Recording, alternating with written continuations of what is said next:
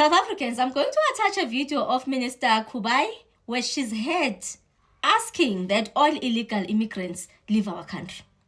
So, Bafet, what happened is yesterday there was a press briefing at IMC, which is the Interministerial Committee, which comprises of Minister of Justice, Kubai, plus the Home Affairs, ne SNDF, yayikhona last umam Angie Sambona, plus the police.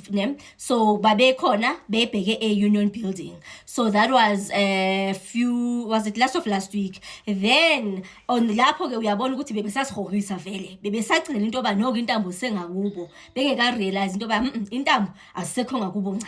Ayike sharp ke. So kwakuthi last week I came across a video yabo yolona eliqhubana ntetha ngalo. Libheke pha kule yandawo ubani ngiyakhumbula kunabantu abandithi babe campe eDurban. Police station bagxotha baya center bagxothwa center bengoku all this time bebekhempele Home Affairs. Ayike dababona befika yena kanye uminister Kubai lo ehamba nayo neqhubana lona elakhe lapho ke wafike wathi khona ubayo baxelela into balandle labaphila ngayo pha ikho right into bahlala esigangeni babe behlala ngaphandle so ibazocela into bamele baphinde bathini ba integrate back to ama communities. Ndaxokuzelwa sesisi into ba ubavile ababantu into ba bathe bayosaba kunenyoka bayisabayo ngemva so ubabuyisela back kula nyoka yena ayike wathetha into ezifana nezo wathi and that is a option A1 then abanye wabe nayo into ethetha ngolindela ulindela ke i-repatriation center kulapho bezaya khona for about to await uba mabadeportwe bahambe. That was last week. Uba ke ngoku Sunday andimazi kodwa khona nje wabona bafethu into ba ngoku abasalali bathi belele nje babe beplana instead babantu baphupha amaphupha baya plana nje into ba ibe ithini into. So izolo ke bebe ne press briefing for the first time ndibona ugovernment wethu and a press briefing on a Sunday. So kule press briefing ke ndizaza ngayo nje uHome Affairs zeziphi izinto akazithathile ipolicy yathini nje apho nalapho. Siqale ngaye kanye uHome Affairs bafethu uveze ezinye izinto ubugulukudu ubugunyathi nje bobusenzeka pha kwama Home Affairs wabanayo into ethi bathi sekhona officials kubonakala ingathi zigxothiwe ngaphezulu about 2000 but uyabona nje the numbers are not numbering but about 2000 yama student visas will be cancelled.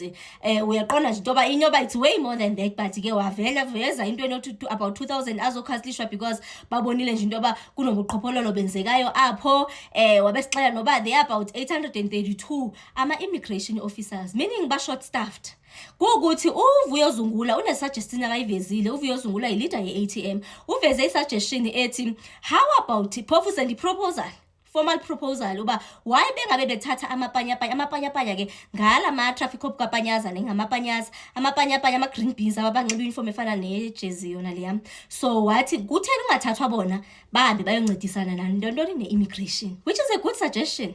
So sisalendele kuba sizayiva bazaphendula bathini kwelo cala ayike uthethe nje into ezifana nezo ayike wabuya ngapha nomnye sixelela nje yazi lanto bazuyeka mos into ofuna ukugokisa nje lama South Africans but kule video engizoyi-attach ekamkhubayi bafethu wakhiphile amagama wathi I call upon all illegal immigrants into mabazisondeze emapoliseni abafuna ukudeportwa badeportwe ngendlela ekumele badeportwe ngazo ngendlela eziright abanye bazisondeze nje ento otherwise yona into abantu abayabe lapha eSouth Africa illegal is undesirable so I call upon into kwenziwe i-arrangement ezobamba bathini mabagoduswe hayi bafetha amagama but ke ayitsho lonto into masithini masilalise uboya because ngathwalala gusha ndichebe sekuma elections bafethu right now so nje asikwazi into nje siqhatheke le impi esibhizi ngayo le imfazwe siyilwayo apho oludaba esibhizi ngayo sizalilwa until siwine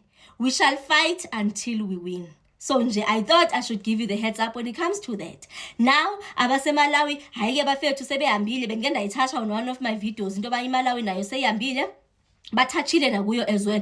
The last time I checked it was more than 7,000 people ebebepha ingathi no Jacinta if not mistaken ndimolile naye yile pha nongizwe mchunuyile Bafethu, ana man. Yazini like zikhona izinto akangazithetha ungizwe zigile. But xa ungaba nalanto nje uba hayi man ungizwe mcuno hayi man ngobantu pha uzahleka more than ungamkwatela. So ubonakala ke ngoku efika pha. Hayi xa efika wangena nasebhasini yabo bebezahamba. Bafethu man lanto yazi ilusizi ne because xa uthi uyayiqwalasela ngomama bafethu. And akekho ncam endingathi ndimbone engaphethanga sana. Bafethu bazalile aba bantu abaya. Zibuze futhi into yoba because the population yaseMalawi, if not mistaken, was about 22 million. Ndiyayazi bazandikorrekisha if I'm wrong ne. The last time I checked it was sitting there. Now they are going back. Bazaba nazo resources zabo nana. Njoba bebesokolisa apha izathini into xa befika kwela cala. Abantwana izikolo. Hey bafethu xa ungumfazi ozele yazi ungazibhaqa nje uliphixe. Kodwa ke into oza kuthi mabahambe ngoba kusokola thina ngapha. Hayi ke. So like batetile man. Like bafethu yazi andikwazi uyigqitha nje. Batetile omnye uthi etetile abe ethe qhe omnye ngesandla ngapha isisu sibe singaka ephusha. Kanti bafethu ithini indlala le? Xa silambile nje sichitha isithukuthezi ngekamera. Ithini lento? Yo hayi bafethu. I mean mina bafethu yo andikosho. Bafethu ndiyozaba ukumitha. Bafethu ndiyozaba ukumitha. Nebharu nje ezaze nje inkire nje iza.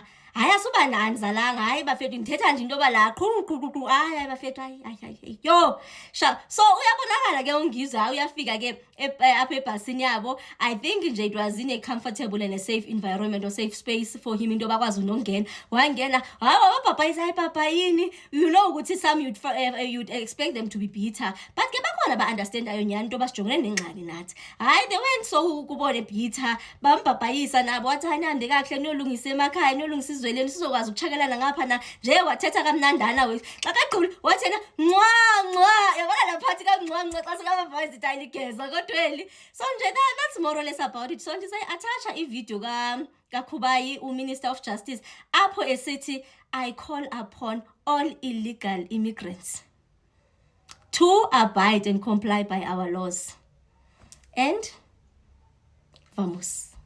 Government calls on all undocumented and illegal immigrants currently within our borders to immediately comply with our laws and present themselves to law enforcement agencies or request to be repatriated.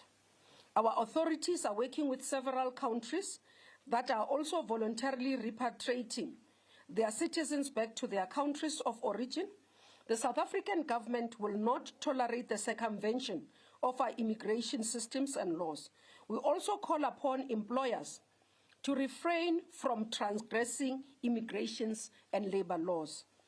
We call on all South Africans to reject the path of vigilantism, dismiss the noise of misinformation, and to partner with government as we restore stability